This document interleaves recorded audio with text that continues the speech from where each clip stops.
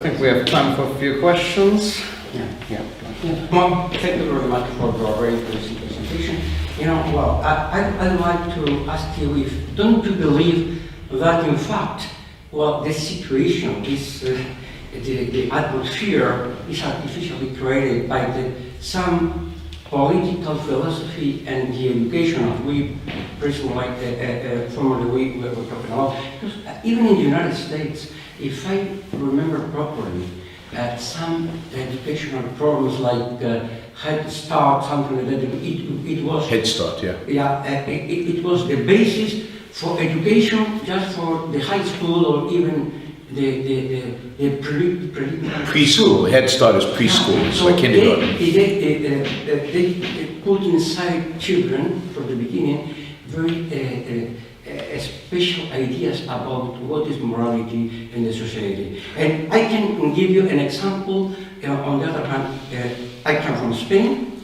You know, I'm sure you know Amancio Ortega, who is the founder of Zara. And so you can imagine that right now there is a political party in Spain that they try to push Amancio Ortega to avoid him to provide very well-equipped medical equipment for some hospital and all these things, and all this group try to criticize him because he provides for free this kind of equipment. Yeah. So it's a kind of political morality that they try to impose others. Yeah, but I don't think it's any particular group trying to impose a political morality. I think it's the morality that is in the air. It's in our churches. It's in our philosophies. If you read, people like, the word altruism, which we often characterize this idea of living for others, was coined by a French philosopher called Auguste Comte, C-O-M-T-E. And Comte said, you must place as your highest value the well-being of other people. And if you think that by helping them, you're going to be better off, you're going to enjoy it, or then it doesn't count as morality. Immanuel Kant says the same thing. So our basic philosophers who help establish, in the early 19th century, help establish all the trends, both left and right, within Western civilization are all saying the same thing. Self-interest is bad, self-interest is exploiting other people, and you must live for others. Then it becomes part of the educational water we drink. It's just in the culture. It's everywhere. And of course you get it from religion. And if you combine religion with the secular philosophers, it's very hard to combat that. Right? You have to get them when they're very young in order to combat that. It's very hard to combat that. So, yes, I think they get it in the early educational system, but they don't get it in the early education because there's some conspiracy. They get it in the educational system because most people, you ask them, what is morality? They say, yeah, it's living for others, it's sacrifice, it's Mother Teresa. Mother Teresa's the ideal, right? That's the image. So, yeah, even when you're trying to give away stuff, they don't want it because you're a billionaire or you're successful. They don't trust you. They don't believe in you. You've got an angle. You're going to exploit people somehow. Even the charity you do doesn't count anymore. But that's in the philosophical air. It's in the philosophical curriculum. It's in philosophy departments everywhere. And unless that is challenged, I don't think we can make much progress in changing people's attitude towards entrepreneurs. And we're not going to change people's attitudes about capitalism or about freedom unless you change people's attitudes about entrepreneurs. Yeah. Well, thank you for the great talk. I just have one question regarding your thoughts on the basis for morality. I have two things that I would like to get your thoughts on. First of all, we think of an evolutionary psychology perspective, that might be the reason why specific morality stances like altruism are more prevalent, because maybe in some time in the future, in the past, it was more beneficial to have the person sacrifice themselves to save the tribe from something that had a win-win situation where they say, okay, I saved you from this, but if I survive, give me all your stuff. Sure. And the second part would be, I'm sure you're familiar with the personality types and political positions, like Jonathan Haidt sort of stuff.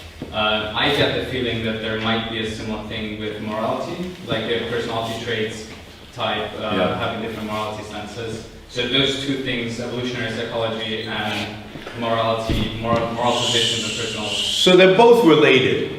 Because they both relate to this idea of what is within the realm of our choice and what is ingrained in us in personality types, which are really genetically coded, you know, and so on, at least according to some, including Haidt.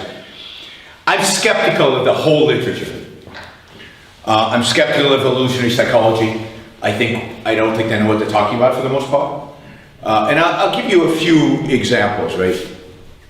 So, there are a lot of things that that you have. You have maybe, right, instincts. That's one category. You have emotions. It's a different category. You have inclinations. It's a different category. Propensities, talents, and then you have thoughts and ideas. I've never seen an evolutionary psychologist actually go through all of those and define them, and I'm probably missing some, and define them and tell me what is possible to genetically encode and what is not. Because I can guarantee that ideas can't be genetically encoded. Ideas are complex things that one has to have experience with in order to generate. So you can't have ideas.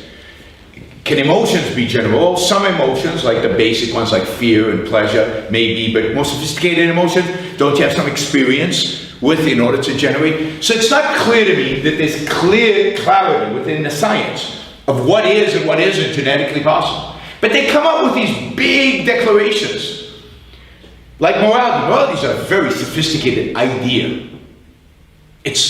And can you separate the choices people make, the influence the environment has, and maybe in some way a genetic manifestation of those? I doubt it. I doubt that anybody can today. I doubt that we have the knowledge to do it. And I can almost guarantee that we're not going to find morality in our genes. Morality is too sophisticated an idea, too sophisticated it's a massive abstraction. And what would it mean if we did? Well, it would mean there's no such thing as morality. Because the whole basis of morality is choice. And if it turns out we don't have choice, or at least in this realm we don't have choice, then there is no morality. You can't blame somebody for doing something that they're programmed to do and they have no choice about. There's no morality if you take out that idea, or if you're pre-programmed to be Republican or Democrat, which I think is ludicrous, with all due respect to Jonathan Haidt. So in my view, the whole field is young. You know, they're going to think a lot differently in 50 years than they do today. There's still a lot of stuff they need to know. They don't know much, and I think we put way too much emphasis on it. Morality is about fundamental choices that you make about your life and about the direction of your life. It's not this act or that act, it's more broadly. And there's still the question of I'm going to die for the tribe, right? Why? Right? And can I overcome? Can I not die for the tribe? Can I choose not to do it? And if I can choose not to do it, are we sure that I did it because I was programmed to do it? Or because I felt pressure from the tribe to do it, and I gave into that pressure? Or because I really love my tribe and I did it for the tribe because I really loved it. Who knows, right? But the idea that that is somehow genetically encoded on us to jump and commit suicide, partially, I mean, most of us won't do it in a modern sense. So I just don't think any of that is encoded in it. And one of the underappreciated among modern intellectuals, evolution has created this amazing thing called human consciousness, which is a leap beyond any other animal consciousness that exists, because it has both free will and the capacity to reason, which means it doesn't need as much programming as others because it can program itself because of its uniqueness. And by doing that, you minimize the necessary coding that exists in it. So a lot of the stuff that we take for granted that animals have that are coded into it, human beings don't need to, and it's much more efficient because we can create the coding ourselves. So I think free will is a big deal. I think we have a lot of it, not a little bit like some intellectuals or like Sam Harris, none at all. I think it's a big deal. And I think that we underappreciate how much of it we have. And by doing that, we give people excuses for how they live. Right? Your life is yours. It's in your control. Take hold of it and do something useful with it. What we need today, what I call the new intellectual, would be any man or woman who is willing to think. Meaning, any man or woman who knows that man's life must be guided by reason, by the intellect, not by feelings, wishes, whims, or mystic revelations. Any man or woman who values his life and who does not want to give in to today's cult of despair, cynicism, and impotence, and does not intend to give up the world to the dark ages and to the rule of the collectivist brute.